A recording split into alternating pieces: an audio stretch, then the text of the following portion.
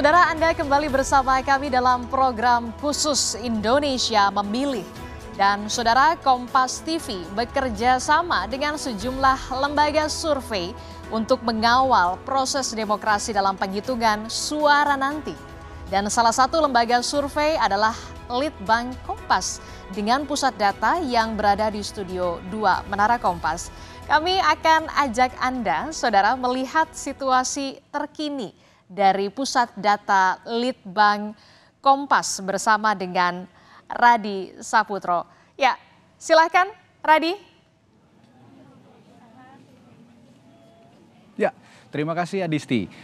Saudara, dalam rangka masih dalam mengawal pemilu 2024 selama 48 jam non-stop, Litbang Kompas, Kompas TV dan juga Harian Kompas mengawal informasi dan juga menyajikan data yang paling akurat, paling informatif yang bisa dijadikan acuan oleh Anda semua. Dan saat ini saya berada di pusat data Litbang Kompas di Menara Kompas lantai 2 di Palmerah, Jakarta Pusat untuk melihat proses Litbang Kompas mengolah data, mulai data-data yang tersebar di seluruh Indonesia yang ada di setiap tempat pemungutan suara. Ada 2.000 lebih saudara yang dilibatkan oleh Litbang Kompas untuk mengumpulkan data yang juga nanti akan diolah datanya dan dengan cepat akan disajikan sesegera mungkin nanti kepada Anda semua bagaimana proses pemilu legislatif, pemilu presiden 2024 ini bisa disajikan segera kepada Anda datanya. Dan saya akan menilik bagaimana proses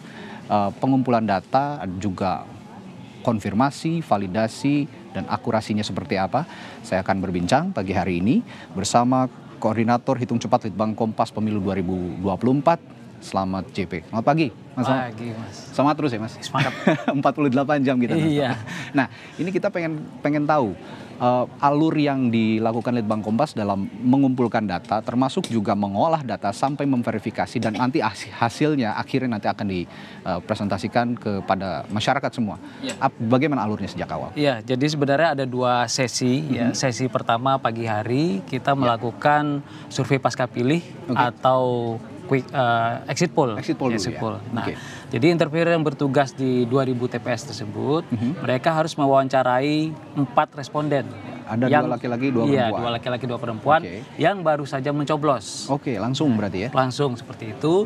Ya, mereka akan ditanyakan masalah elektabilitas apa yang dia pilih dan sebagainya. Kemudian setelah wawancara langsung mereka kirimkan dengan aplikasi yang kita siapkan, masuk ke data kita, kemudian baru dikonfirmasi oleh teman-teman, ada 100 konfirmator di sini, dibagi sesuai dengan wilayahnya. Nah, apabila foto yang dikirimkan dan data yang diinput itu sudah benar, akan langsung diproses oleh verifikator. Iya. Nanti setelah 4 masing-masing interviewer, 4 responden masuk, baru mereka dipersilakan untuk istirahat. Untuk persiapan quick count di siang hari nanti. Nah, dan yang selanjutnya, ini proses kerjanya. Ini sesi kedua nanti siang. Oh, nanti siang. Yang tadi pagi ini yang nanti siang ya? Iya, ini setelah TPS ditutup. Ini adalah quick count-nya, hitung cepatnya. Jadi kalau yang exit poll tadi targetnya adalah responden, sementara kalau untuk hitung cepat target kita adalah hasil penghitungan suara di masing-masing TPS. Itu, dan si interviewer akan mencatat apa yang ada di C1 PPWP Plano yang ada di papan, kemudian mereka input, kirimkan fotonya.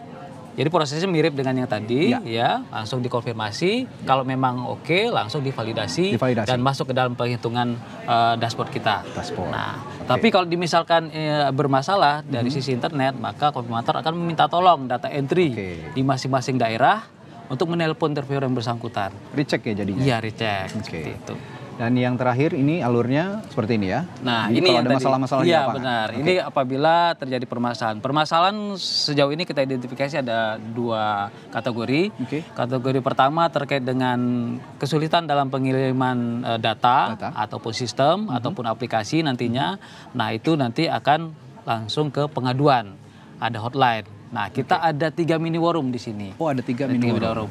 Medan untuk wilayah Sumatera, Jakarta untuk wilayah Jawa, dan Makassar untuk wilayah Sulawesi, Kalimantan, Maluku, Papua, Bali, dan Nusa Tenggara. Sementara apabila ada permasalahan teknis di lapangan, misalnya TPS-nya pemungutan suara di TPS mundur waktunya, nah mereka harus melaporkan.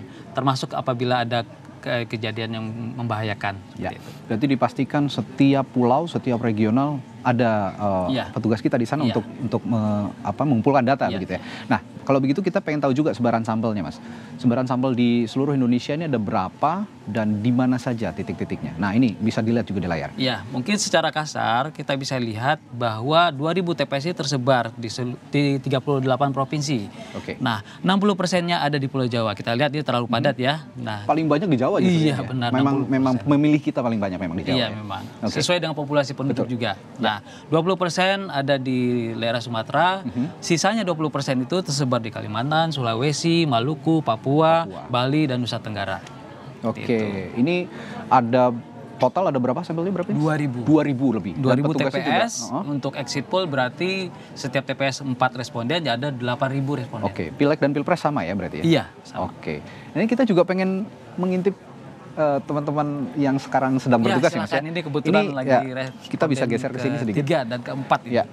Ini adalah proses apa saja bisa dijelaskan juga nih Mas Slamet. Ini mulai dari sini di sini sampai ke belakang sana. Iya, ini adalah tenaga pusat data. Ini ada 100 konfirmator sesuai dengan wilayahnya. Wilayah Jawa, kemudian wilayah Sumatera dan wilayah Tengah Timur. Kita sebutnya Tengah Timur. Kemudian di bagian belakang itu ada 20 verifikator yang memverifikasi hasil input mereka. Kemudian yang di sebelah sana itu paling ujung adalah validator. Itu yang memvalidasi bahwa semua data sudah lengkap. Seperti itu. Dan ada monitor 2, nah itu adalah tim kontrol. Itu yang terus-menerus mengamati lalu lintas data, termasuk apabila ada gangguan-gangguan. Ya, saya juga lihat ada bendera-bendera yang diangkat. Tadi ada bendera warna apa ya? Ini warna merah ya, warna merah. Kita sebut merah dan hijau gitu ya. Ini apa artinya? Kalau ada petugas yang mengangkat bendera merah atau hijau itu? Ya, ini sesuai dengan kategori permasalahan ya, untuk supaya ini berjalan lebih lancar. Merah itu apabila ada permasalahan di sisi data dan aplikasi. Ya, sehingga tim kontrol yang di sana siap membantu untuk memecahkan permasalahan itu apa. Kemudian sementara untuk yang hijau itu terkait dengan hardware-nya. Hardware, jaringan dan sebagainya seperti itu. Nah, ini ada teman-teman HDS di sini yang akan menangani. Nah, artinya nanti bisa diketahui publik kira-kira berapa lama Mas untuk semua keseluruhannya. Datanya sudah stabil, sudah established gitu kira-kira. Mestinya kalau di hari ini juga sudah ya? Iya, harusnya hari ini. Hari ini juga sudah bisa ya? Exit poll ini sebenarnya untuk mengetahui profil dari pemilih. Dan ini untuk bahan analisis. Sementara kalau quick count kita mulai nanti siang karena kita mungkin harapkan sekitar jam 3 itu sudah ada gambaran bagaimana hasil sementara pemilihan. Dan ini sekali lagi ini bukan hasil resmi. Ya, benar. Tetap saja yang hasil resmi itu akan diberikan nanti datanya tentang hasil pemilu 2024 oleh Komisi Pemilihan Umum Republik Indonesia. Baik, terima kasih Mas Slamet sudah bergabung. Selamat terus, kita masih panjang nih perjalanan. Terima kasih sekali lagi Koordinator Hitung Cepat Litbang Kompas Pemilu 2024. Selamat JP telah berbagi informasi. Dan Adisti, saya kembalikan ke Anda di studio, silakan. Baik, terima kasih Radi Saputro. Menarik sekali soal pembahasan bagaimana alur kerja sistem di Pusat Data Litbang Kompas, di mana tadi sudah dijelaskan oleh Radi Saputro.